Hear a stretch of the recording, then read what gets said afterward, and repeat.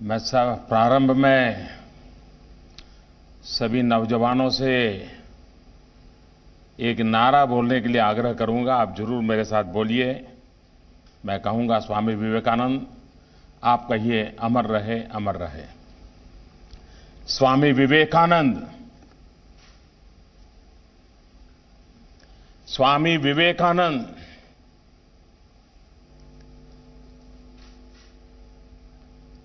देश के शिक्षा मंत्री डॉक्टर रमेश पोखरियाल निशंक जी, जेएनयू के vice chancellor professor Jagdish Kumar ji, pro vice chancellor professor RP Singh ji, आज के इस अवसर को साकार करने वाले जेएनयू के पूर्व छात्र डॉक्टर मनोज कुमार जी, मूर्तिकार श्री नरेश कुमावत जी, अलग अलग स्थानों से जुड़े फैकल्टी मेंबर्स और विशाल संख्या में इस कार्यक्रम के साथ जुड़े हुए मेरे सभी युवा साथियों, मैं जेएनयू प्रशासन, सभी शिक्षकों और स्टूडेंट्स को इस महत्वपूर्ण अवसर पर बहुत बधाई देता हूं। साथियों, स्वामी विवेकानंद जी कहते थे, मूर्ति में आस्था का रहस्य ये है, मूर्ति में आस्था का रहस्य ये है कि आप उस एक चीज से विजन ऑफ डिविनिटी डेवलप करते हैं। मेरी कामना है कि जेएनयू में लगी स्वामी जी की ये प्रतिमा सभी को प्रेरित करे, ऊर्जा से भरे। ये प्रतिमा वो साहस दे, करेज दे, जिसे स्वामी विवेकानंद जी प्रत्येक व्यक्ति में देखना चाहते थे।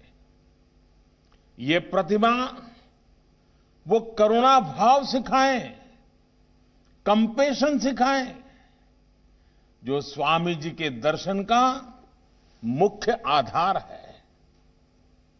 ये प्रतिमा हमें राष्ट्र के प्रति अगाध समर्पण सिखाएं, प्रेम सिखाएं, intense love for our country, जो स्वामी जी के जीवन का सर्वोच्च संदेश है।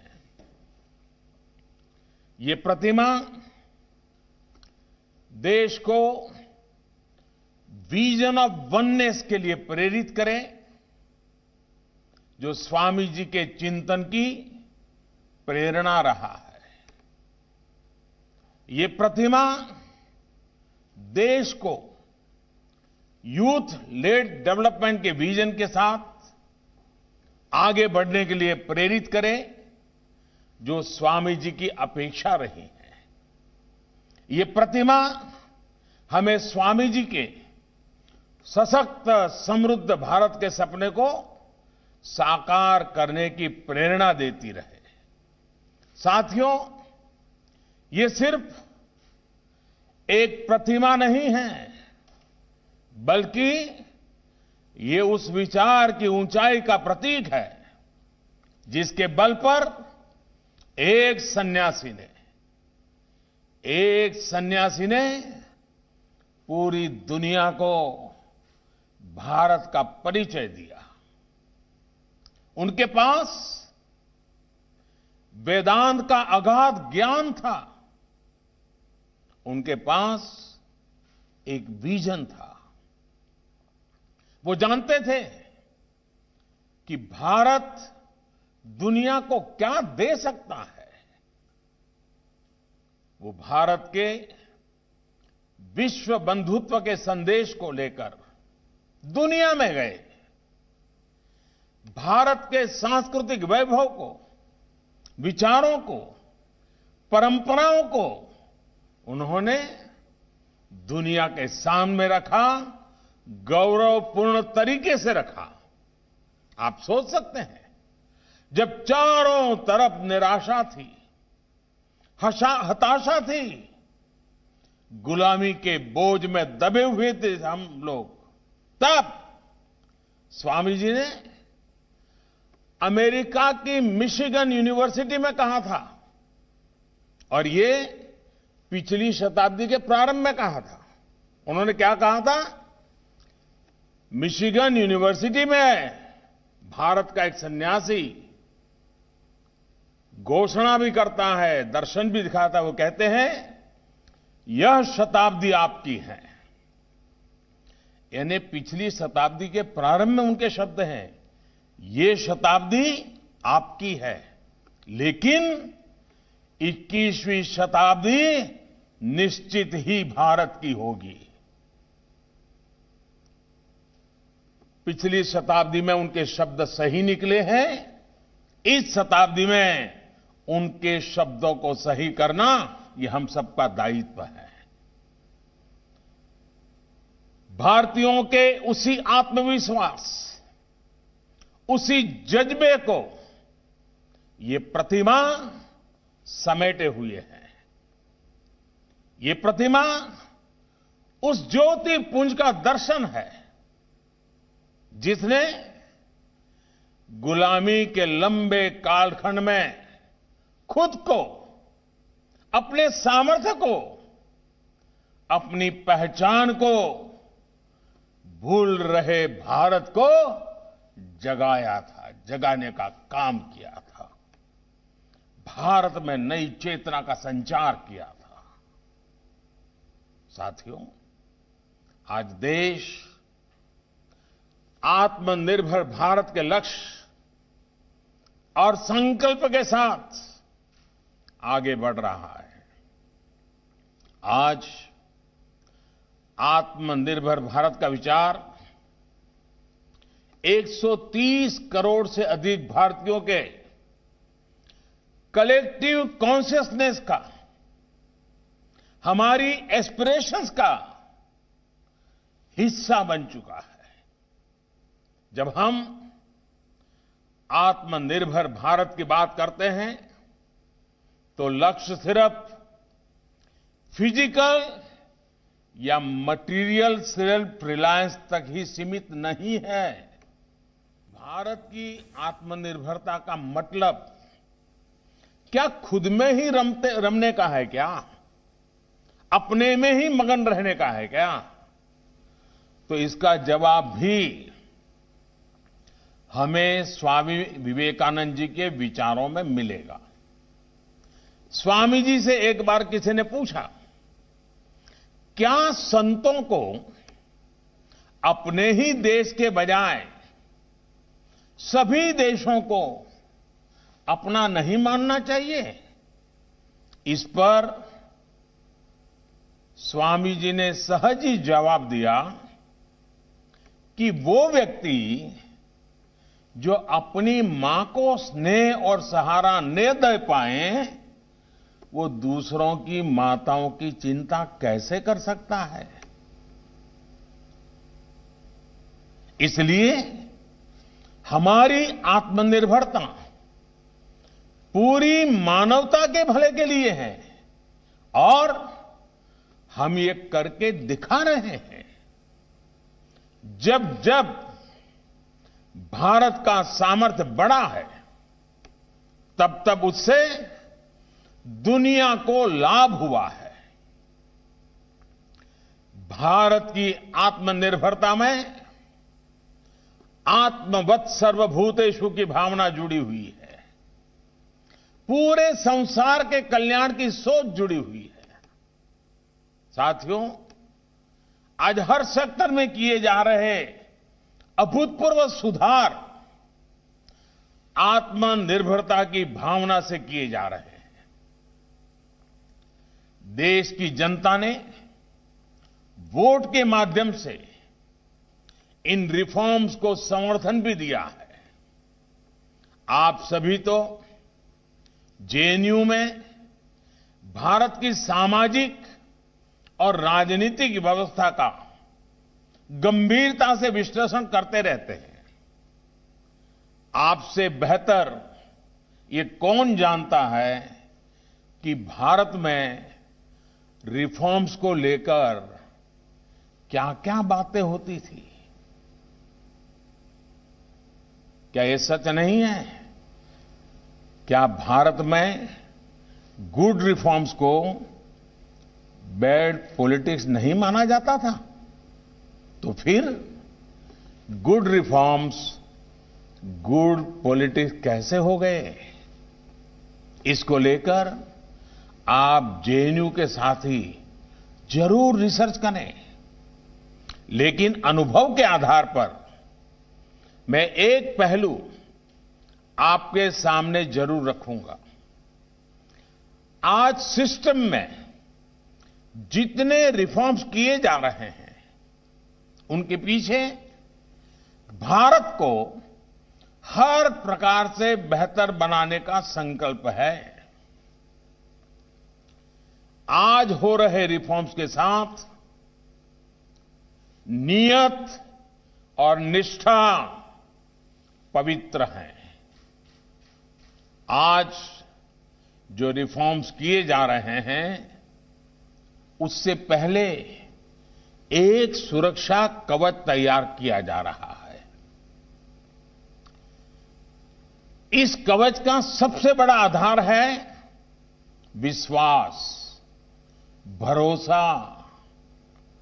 अब जैसे प्रो फार्मर रिफॉर्म्स, उसी की बात कर लें। किसान दशकों तक सिर्फ राजनीतिक चर्चा का ही विषय रहा। जमीन पर उसके हित में कदम सीमित ही थे। बीते 5-6 सालों में हमने किसानों के लिए एक सुरक्षा तंत्र विकसित किया।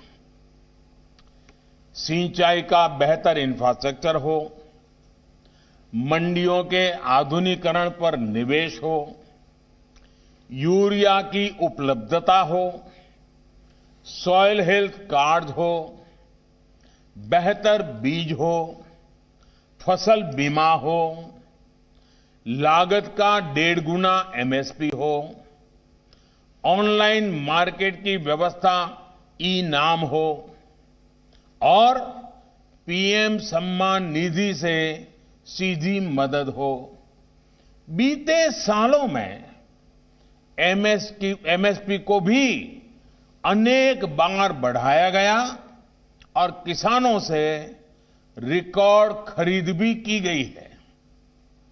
किसानों के इर्द गिर्द जब ये सुरक्षा कवच बन गया, जब उनमें विश्वास जागा, तब जाकर के एग्रो रिफॉर्म्स को हमने आगे बढ़ाया। पहले किसानों की अपेक्षाओं पर काम किया गया और अब किसानों की आकांक्षाओं की पूर्ति के लिए काम किया जा रहा है। अब किसानों को पारंपरिक साधनों से ज्यादा विकल्प बाजार में मिल रहे हैं। जब विकल्प ज्यादा मिलते हैं तो खरीदारों में कंपटीशन भी बढ़ रहा है, जिसका सीधा लाभ किसान को मिलने वाला है। रिफॉर्म्स के कारण अब किसान उत्पादक संघ यानी एफपीओज के माध्यम से किसानों के सीधे एक्सपोर्टर्स बनने का भी रास्ता साफ हुआ है। साथियों, किसानों के साथ साथ गरीबों के हित में किए गए रिफॉर्म्स के मामले में यही रास्ता अपनाया जा रहा है। हमारे यहां लंबे समय तक गरीब को सिर्फ नारों में ही रखा गया, लेकिन सच्चाई ये थी कि देश के गरीब को कभी सिस्टम से जोड़ने की चेष्टा ही नहीं हुई। जो सबसे ज्यादा निग्लेक्टेड था वो गरीब था, जो सबसे ज्यादा अनकनेक्टेड था वो गरीब था। जो सबसे ज्यादा फाइनेंशियली एक्सक्लूडेड था वो गरीब था। अब गरीबों को अपना पक्का घर, टॉयलेट, बिजली, गैस, साफ पीने का पानी, डिजिटल बैंकिंग, सस्ती मोबाइल कनेक्टिविटी और तेज इंटरनेट कनेक्शन की सुविधा जैसे अन्य नागरिकों को मिल रही है, गरीबों तक भी पहुंच रही है। ये गरीब के इर्द गिर्द बुना गया वो सुरक्षा कवच है जो उसकी आकांक्षाओं की उड़ान के लिए जरूरी है। साथियों, एक और रिफॉर्म जो सीधे आपको जेएनयू जैसे देश के कैंपसेस को प्रभावित करता है, वो है नई नेशनल एजुकेशन पॉलिसी। इस नई नेशनल एजुकेशन पॉलिसी की कोर वैल्यूज ही कॉन्फिडेंस, कन्विक्शन और कैरेक्टर से भरे युवा भारत का निर्माण करना है। यही स्वामी जी का भी विजन था। वो चाहते थे कि भारत में शिक्षा ऐसी हो जो आत्मविश्वास दे, उसको हर प्रकार से आत्मनिर्भर बनाए। जीवन के 2-2.5 दशक के बाद युवा साथियों को जो हौसला मिलता है वो स्कूली जीवन की शुरुआत में ही क्यों ना मिले। किताबी ज्ञान तक, स्ट्रीम्स की बंदिशों तक, मार्कशीट, डिग्री, डिप्लोमा, तब तक ही युवा ऊर्जा को क्या बांध करके रखा जाए। नई नेशनल एजुकेशन पॉलिसी को उसका फोकस इसी बात पर सबसे अधिक है। इंक्लूजन नई एनईपी के मूल में है। भाषा सिर्फ और सिर्फ एक माध्यम है, ज्ञान का पैमाना नहीं। ये इस एनईपी की भावना है। गरीब से गरीब को, देश की बेटियों को उनकी जरूरत, उनकी सुविधा के अनुसार बेहतर शिक्षा प्राप्त करने का अधिकार मिले, ये इसमें सुनिश्चित किया गया है। साथियों, रिफॉर्म्स का निर्णय करना ही अपने आप में काफी नहीं होता। उनको जिस प्रकार से हम अपने जीवन में उतारते हैं, ये सबसे अहम होता है। नई नेशनल एजुकेशन पॉलिसी में उससे हमारी शिक्षा व्यवस्था में सार्थक बदलाव भी तभी तेजी से आएगा जब हम आप सभी साथी ईमानदारी से प्रयास करेंगे। विशेष तौर पर हमारे शिक्षक वर्ग, बुद्धिजीवी वर्ग पर इसका सबसे ज्यादा दायित्व है। वैसे साथियों, जेएनयू के इस कैंपस में एक बेहद लोकप्रिय जगह है। कौन सी जगह है वो? साबरमती ढाबा है ना।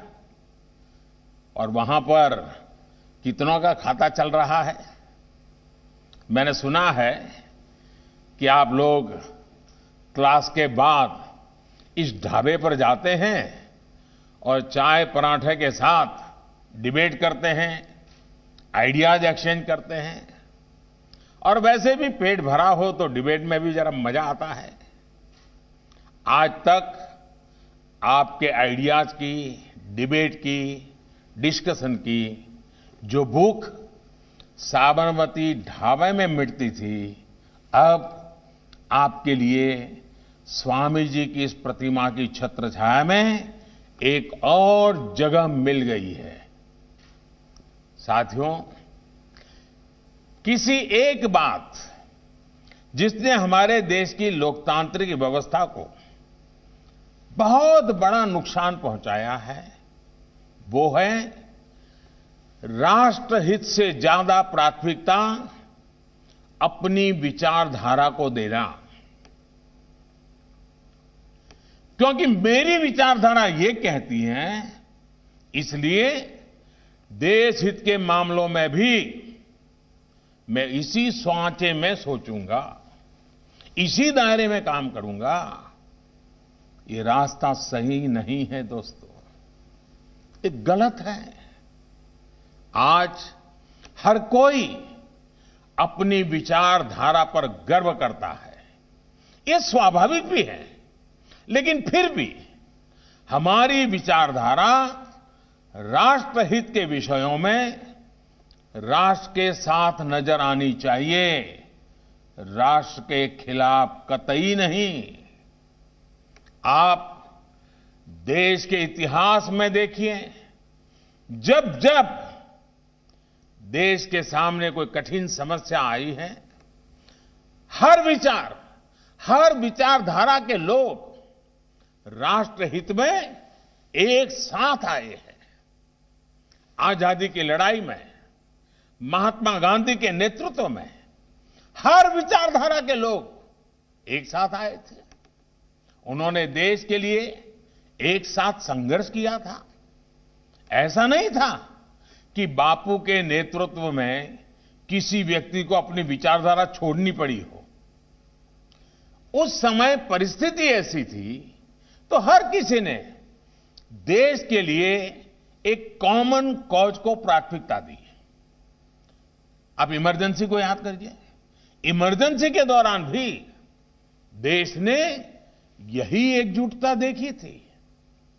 और मुझे तो उस आंदोलन का हिस्सा बनने का सौभाग्य मिला था। मैंने सारी चीजों को खुद देखा था, अनुभव किया था, मैं प्रत्यक्ष गवाह हूं।